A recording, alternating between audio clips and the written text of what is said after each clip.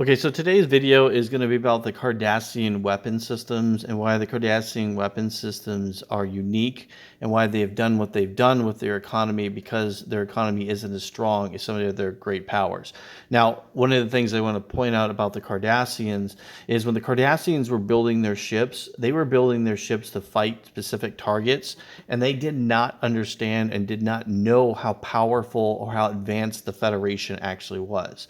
During the border wars of the 2340s, the Cardassians were typically fighting Mirandas and Excelsior classes, and their primary weapon against those ships was the Galor class. So I'm going to do a breakdown of Cardassian ships with my tier list, but I want you guys to see this and understand this before we do Cardassians. They're going to be the last race that I do with the tier list. So let's look at the Galor class. So this is a Type 1 vessel that was designed in 2310. So the border wars took place in 2340, so it's 30 years later. There are about 400 of these ships. Their length is 371 meters, and their weight is 1,670 metric tons. Now, when we look at a similar ship that the Federation has, which would be the Constitution Rift, the Constitution Rift ship has a hull strength of 325,000. Its mass is 870,000. So you can see that the Galor has more than twice the mass than a Constitution class Federation starship. Okay, so that means the Galor is really heavy. So the shielding of a ship of that caliber for a Constitution Rift is 390,000. You look at the shield quality of the Galor, it's only 260,000. Now, what really like points out to me with Cardassian designs is the hull strength.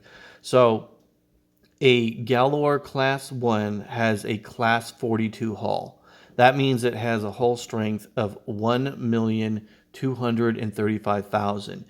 If you go and you compare the hull strength of a Constitution Rift starship, it's 325,000. So you can see that this is almost 4 to 5 times stronger than a Constitution class starship, which is relatively the same size. Now, the weapon systems aboard this vessel is a CD6 spiral wave disruptor. Now, its weapon output for a weapon like that is almost identical to a Type 7 phaser emitter. So if we look at CD6s, they're hitting for about like 5,622. That's not super impressive. Cardassian weapons are a little bit better than Type 7 phaser emitters, which are hitting for like 2,800. So, and on top of that, it has 2 spiral wave cannons, which a CSD-1 is going to be a much lower caliber weapon, but it's still going to be upwards of a more high tier weapon for the time period. So I don't have a breakdown of an SD1 because it's like such an old weapon, but I have an SD3 and it's around 42,000. And then the standard CSD4 is hitting for 65,000. So I would speculate that the SCD1 is probably similar in output to a Type 8 phaser system. So what I'm pointing out is with Cardassian weaponry, when the Cardassians were dealing with the border war, they were fighting Mirandas and they were fighting Excelsior class starships.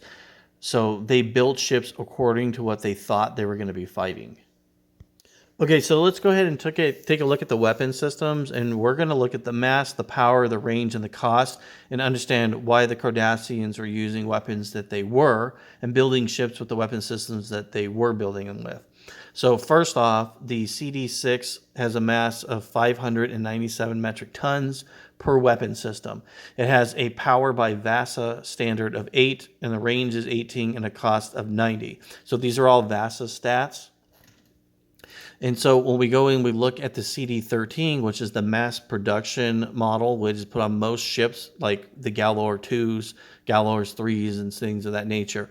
The CD13 has a mass of 369, so almost 200, metric tons less than other weapon systems. It has the same power as the CD6 at 8, has range of 24, which is further than the CD6. And this is the best part is the cost is 56. So it's the same power, further range, and half the price. Now, the CD9 is got more power, but the mass is 869. So you have a power of 18, a range of 20, and a cost of 131. So it's a relatively expensive weapon component because you can literally outfit your vessel with 3 CD13s for almost the same price as one CD9. Not to mention that the weight difference is massive. So Cardassian ships are really big on powerful hull strength, which makes them relatively slow. So the bigger weapons you have, the slower you become, the less maneuverable you are, and less efficiency you have. So Cardassians are building their ships mostly based on cost reasons because they're budgetary reasons. The Empire doesn't have the same strong economy that the Klingons do or the Romulans do. It's only a portion of what those major powers do. So they got to make do with what they can with the efficiencies that they have. So that's why they created the CD13. Cardassians are not worried about making the absolute best starship out there. They want to make the most cost efficient starship. Efficiency is really important to the Cardassian way of life and their way of their military. Cardassian vessels are built to be mass produced and efficient. Okay, so let's talk about Cardassian weapons. So Cardassian weapons are being built under the idea that they're taking on Excelsiors, they're taking on Mirandas, and they're taking on the Ambassador class. So their weapon systems are corresponding to those. Now, during that time period, a phaser array system, which would be a Type 7 on the Ambassador class, would have a power output of around 15,000. If we look at what we see here on our scales, you can see that the CD9 is the equivalent to a phaser array system, Type 7, seen on the Ambassador classes. Now, when we look at Miranda-class starships are going to have around 2,300. So CD3s, anything that's a CD3 or higher is actually better than the Federation variant. So Type 7 phaser emitters are relatively low, and they would be a relatively low weapon system.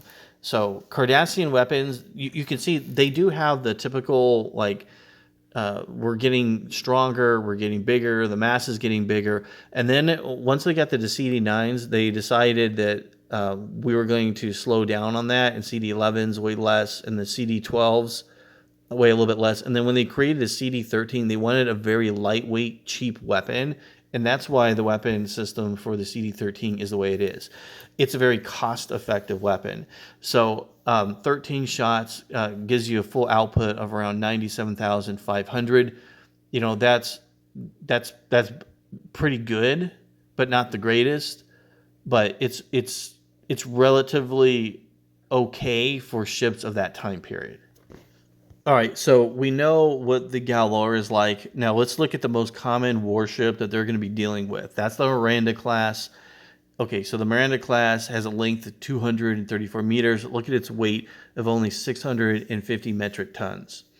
Now, its shields are 429,000. So they're basically almost double what the Galor 1 has. But look at its hull strength, 285,000. Now, VASA classifies it as class 40. That doesn't make any sense. A Miranda's class value is going to be much lower than that. But I just want you guys to know that that's just what VASA says. But that would make it in the 1 million category, and that's ridiculous. So the full defense of a Miranda is 714,000. So you can see that the Galor has more hull strength value than the Miranda has hull strength and shields combined. So can a Miranda go toe-to-toe with a Galor? The answer is no. A Galor is way more efficient and a way more deadly vessel than the Miranda class. So when we look at the counterparts, so the weapon systems that Mirandas have is an FH-17. The counterpart is a CD4 by Cardassian standards, and that's a relatively weak weapon system.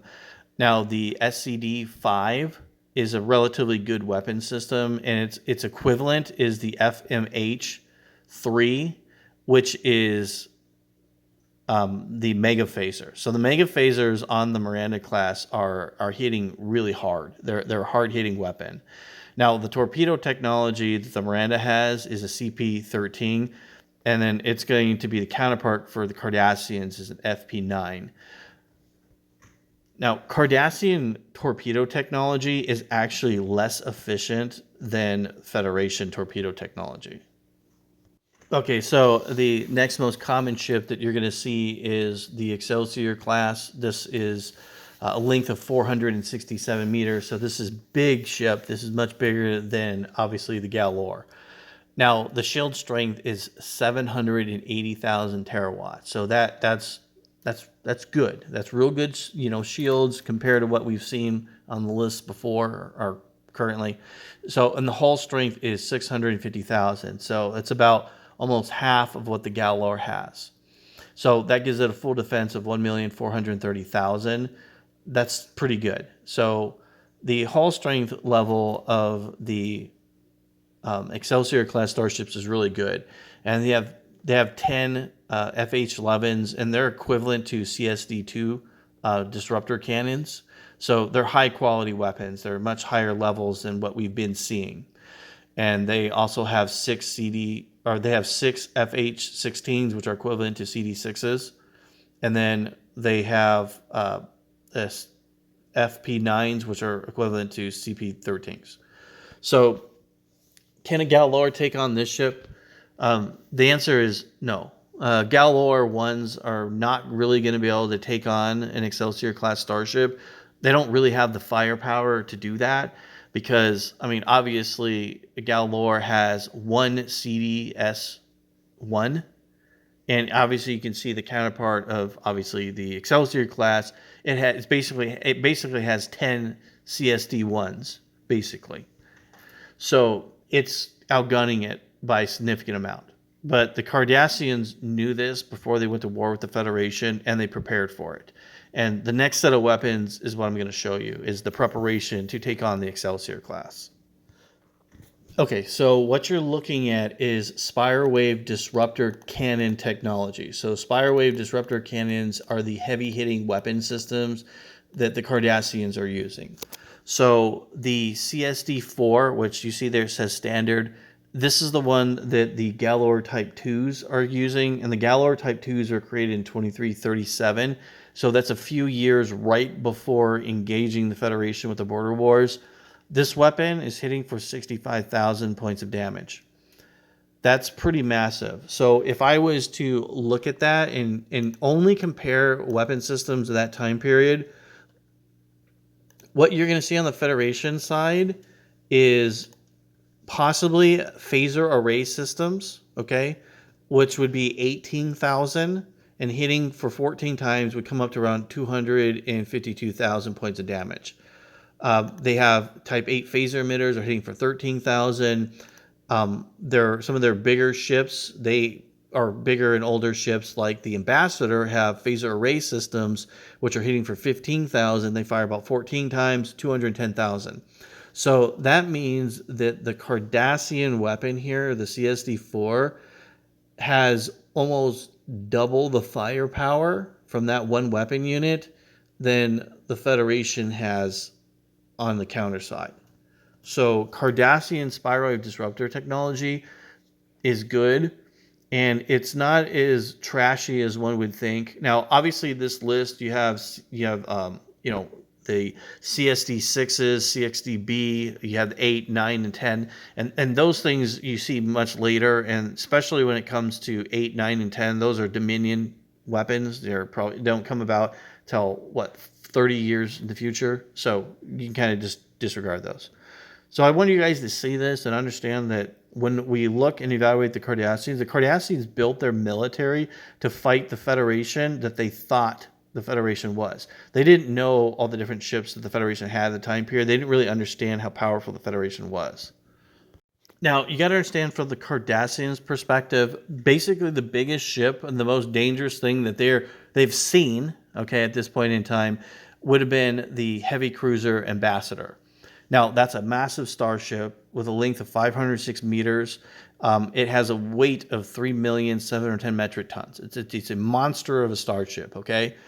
Its shields would have been around 1 million terawatts. So it's absolutely blown away the Galors. Its hull strength is pretty similar to a Galor. So an Ambassador class is a huge starship, has a hull strength of 1,080,000, full defense of 2,080,000. Now, its weapon systems, it has 10 FH-19s, which are hitting for 15,000. I know we had talked about it, but I wanted you to have a visual screening to kind of understand what you're looking at. And then obviously it has 4 FP9s, which are hitting for 95,760. Now, whenever I talked about Cardassian torpedo technology kind of sucks, it does suck. So during this time period, there were some ships that had modern torpedo technology. It just happens that the Ambassador classes don't. They're an old vessel that is 40 years old. The FP9s are old launchers. A modern torpedo is hitting for 171,000. So this thing is almost is basically half of what it should be. And the Cardassian's torpedo technology is basically almost the same as this thing. So do the Cardassians have something to take on the Ambassador class? The answer is yes, they did. Now, I don't know, and I don't think the Federation actually ever saw these ships during the border wars. These ships were constructed with the idea that they were going to go toe-to-toe with the Ambassador classes. So they built the Hutet. Now, the Hutet class battleship was built in 2356. The thing is 864 meters. It's the size, basically, of a Galaxy class. You look at its shields, 672,100. That's about half of the Ambassador. But it makes up for it with really good hull strength. It's almost 3 million. So it gives a full defense of 3,581,164. Now, this thing is using the CD-12 weapon systems that we were talking about. So CD-12s are they're more than double the standard, which is CD-13, right? But they weigh a lot, but they don't really care. The ship's so giant, it doesn't really matter. They didn't really care. They just wanted to have the most firepower as possible. Now, the thing is using CSDs, right? But it's using a CSD-8. A CSD-8 spiral wave disruptor cannon is hitting for 97,500. That's a really, really powerful weapon. And it's almost, it fires 9 times, and then altogether it would come up to around 877,500 terawatts, which is basically type 10 phaser array system. So what that tells me about this vessel is that obviously they didn't put these weapon systems in the Galors because they couldn't, because they were too big, too heavy, and probably too expensive. The Hutet was built and was probably enormously expensive, and it was probably slow as dirt because those weapon systems are massive. And the CP-11 torpedo launchers are hitting for 122,500, which is okay. But you got to understand, like, Cardassians don't even get modern torpedo technology until the Dominion War. That's how bad torpedo technology is for the Cardassians. And I know that it's not that Cardassians don't have the capability to build those weapons. It's more that they cost a lot, and there's no reason to use them. For the Cardassians, don't really feel that they're really viable, because every time you fire a torpedo, it's costs money. Federation doesn't have to worry about that, but the Cardassians have to pay for every torpedo launch. That's why they don't use torpedoes that much, and only when you see ships with torpedoes, it's relatively rare with lots of torpedoes with the Cardassian fleet, which we'll see here in the future. That's the reason why. Their torpedo technology is inferior, and that's a very expensive weapon system, and the Cardassians have to do everything on a budget. So a lot of people think that the Hutet was originally created to take on the Galaxy class and the Nebulas. That's not the case. If you look at the stats of a nebula, if a nebula was to take on one of the Hutets, One photon torpedo barrage, all 10 torpedoes firing, would obliterate the shields and damage almost half the starship. So the idea that this ship was designed to take on galaxy classes and stuff is not really feasible, especially when it was created in 2356. It's just really not going to work. But is this ship designed to take on the Ambassador class? Yes. Can it beat an Ambassador class? Yes, it can. So the Ambassador class and this ship are close enough that the Hutet would win, and it would win probably pretty easily. This ship would be retrofitted and created and refurbished for the Dominion War, and it would become an absolute monster. I have a video that I want to do about the Hutet that is during the Dominion War, but I'm going to save that for in the future. Just know it's coming, because this ship is insane. Like, the amount of weapons that this thing gets upgraded with makes it insane.